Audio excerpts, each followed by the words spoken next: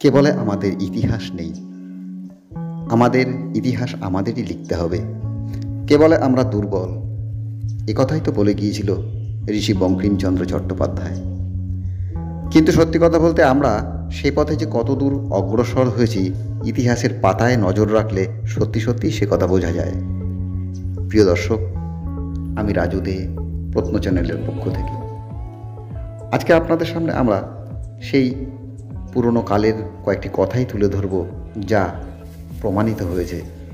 যেমন ধরুন, সেকালের জনপদ কেমন ছিল, তার ভৌগোলিক অবস্থানগুলি কেমন ছিল, কিভাবে তার জমি জরিপ করা হতো, কিভাবে জমি নির্ধারণ করা হতো। পুরনোকে ভালোবাসতে কেনা ভালোবাসে, কিন্তু যদি আমরা প্রমাণ না দিতে পারি তাহলে সেগুলি রূপকথা বা লোককথাই হয়েই থেকে যাবে। আর প্রমাণ দিতে গেলে প্রমাণের প্রয়োজন আছে। আর সেই প্রমাণগুলি কিসে পাওয়া যেতে পারে? যেমন ধরুন, একটি প্রত্নস্থলের পুরাবস্তু বা কোনো একটি জায়গা থেকে খুঁজে পাওয়া একটি লিপি, যেমন শিলালিপি, তাম্রলিপি, যা পাওয়া গিয়েছে আর আজও যাচ্ছে।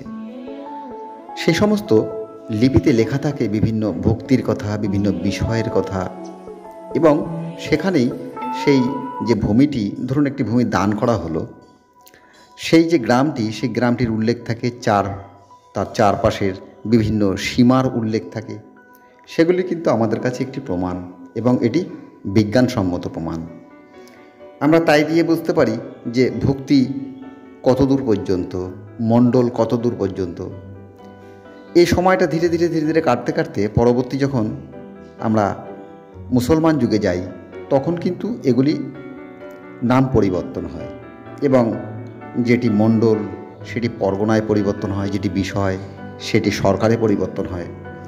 কিন্তু আমাদের কিন্তু এগুলি একমাত্র পুঁজি পুরনো কালের জমি সীমা নির্ধারণ করবার জন্য।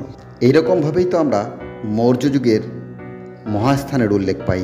আমরা তাই ধরেই বুঝতে পারি যে বর্তমান পণ্ডবর্ধন কোন জায়গাটি, এবং সেই পণ্ডবর্ধন ভুক্তি যেটিকে বলছি আমরা, তার রাজধানী কোথায় ছিল। ঠিক এভাবেই আমরা পাল যুগের খালিমপুর তাম্রশাসন থেকে বুঝতে পারি যে পণ্ডবর্ধন ভুক্তির সীমা কতদূর পর্যন্ত ছিল। এই ধর্মপাল হলেন গোপালের পুত্র, এবং এটিই হলো পাল বংশের সবচেয়ে পুরনো একটি তাম্রশাসন, যেটি পাওয়া গিয়েছিল খালিমপুর থেকে। এবং সেখান থেকেই আমরা জানতে পারি পাল বংশের ধর্মপাল কত বড় রাজা ছিলেন, মানে তার রাজত্ব কত দূর পর্যন্ত বিস্তার ছিল। আমরা এই বিষয়গুলো নিয়ে এক ভিডিও আনতে চাইছি। জানি আমরা কিছুটা অনিয়মিত হয়ে পড়ছি, কিন্তু আপনাদের সহযোগিতার প্রয়োজন। ভিডিওটিকে ছড়িয়ে দিন এবং এর দ্বিতীয় পর্বটি, তৃতীয় পর্বটি করতে সাহায্য করুন।